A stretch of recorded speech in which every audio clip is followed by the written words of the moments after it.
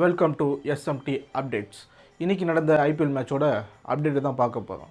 For இன்றைக்கி match யாருன்னு பார்த்தீங்கன்னா கேகேஆர் வாஸ் எம்ஐ. இதில் ஃபஸ்ட் ஹாஃபில் பார்த்தீங்கன்னா கேகேஆர் பேட்டிங் பண்ணாங்க.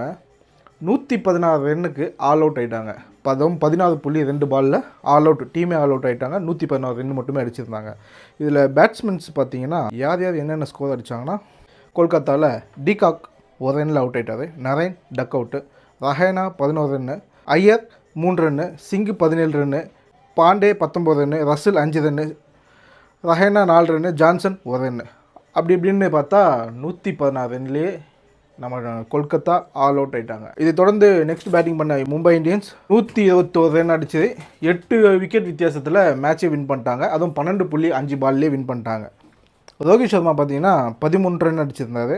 விக்கல்டன் 62 run, Jacks 16 run, Yadav 27 run, மொத்தமாக 121 ரன் அடிச்சிருந்தாங்க. 2 விக்கெட் இழப்பு இருக்குது. இதே மாதிரி நிறைய அப்டேட்ஸ் தெரிஞ்சுக்கணுன்னா நம்ம பேஜை சப்ஸ்கிரைப் பண்ணிக்கோங்க.